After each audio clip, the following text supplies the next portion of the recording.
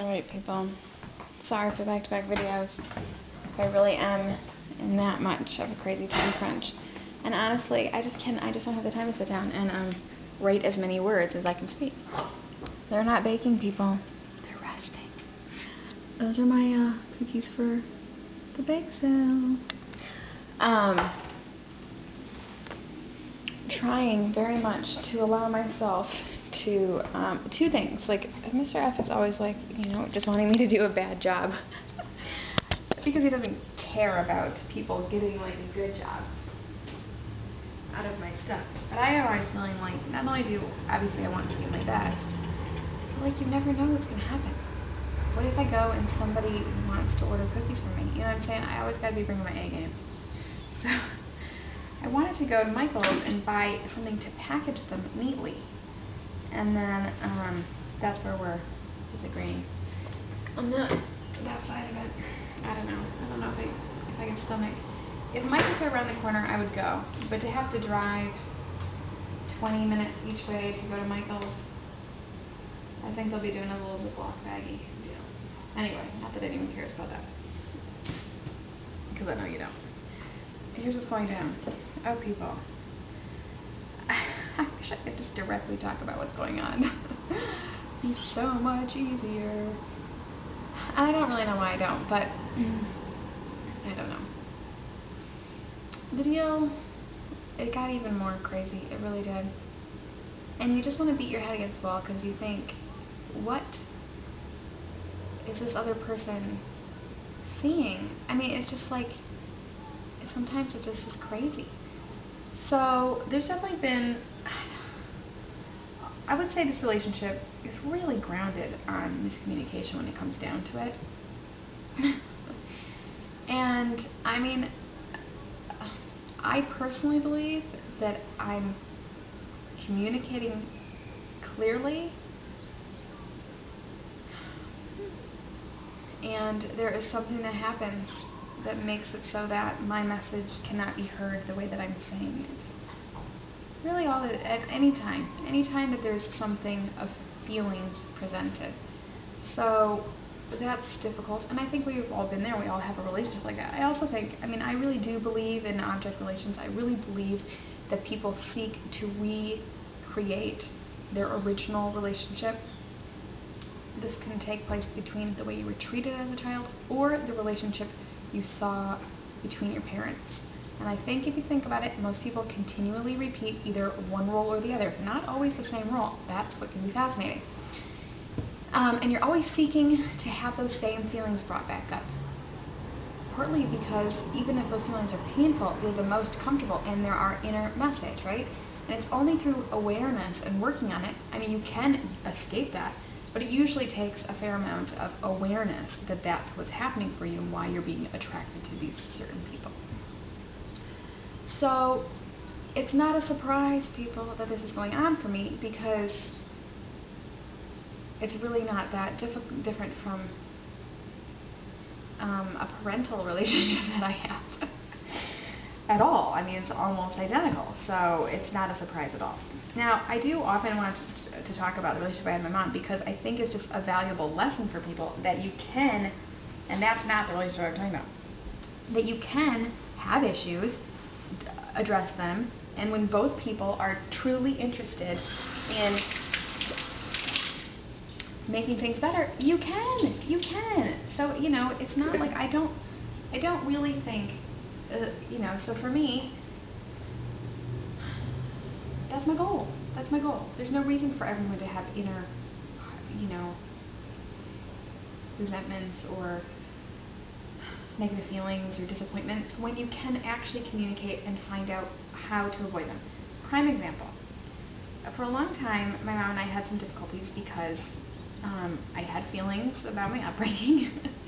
And also because of my upbringing, I was a very independent person who did not need help nor really want help.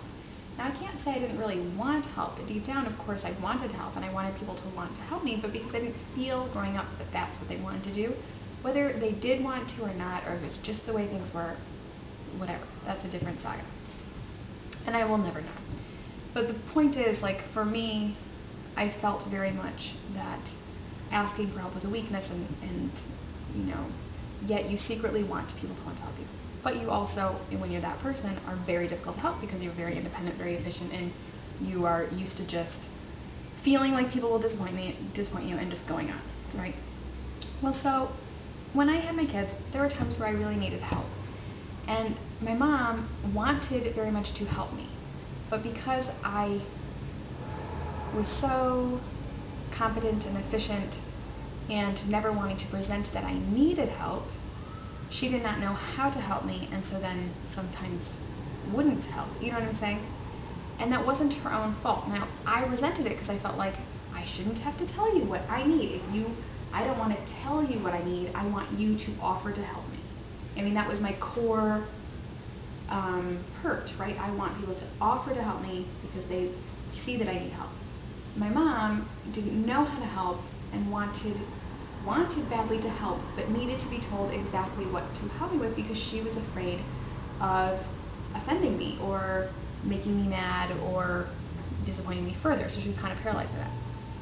Okay, we actually worked through that by actually openly addressing this multiple times, pointing out on both ends which behaviors made all this pattern happen, and I learned that and believe that she does genuinely want to help me, but that because of her own inner hurts from her own experience of her own life, she needs to be told exactly how to help.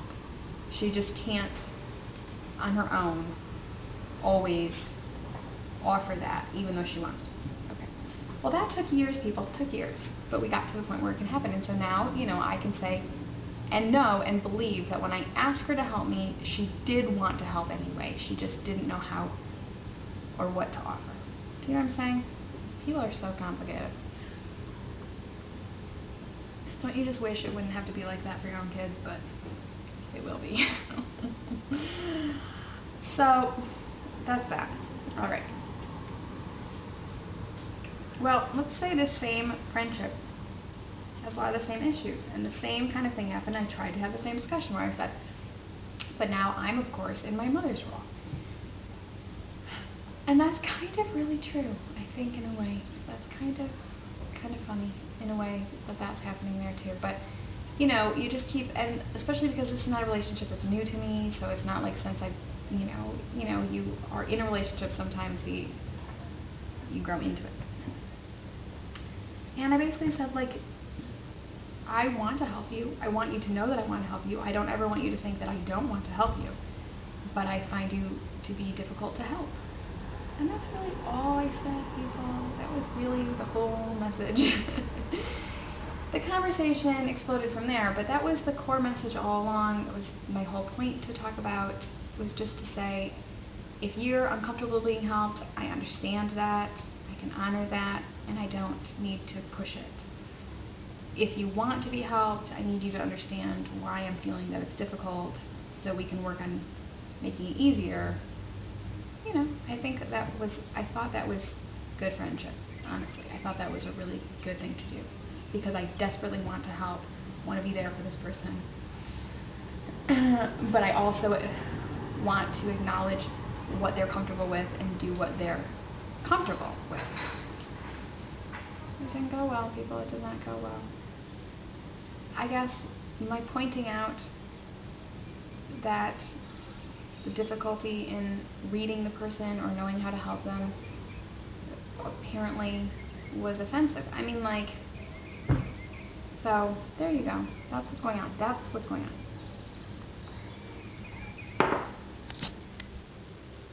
And that's it.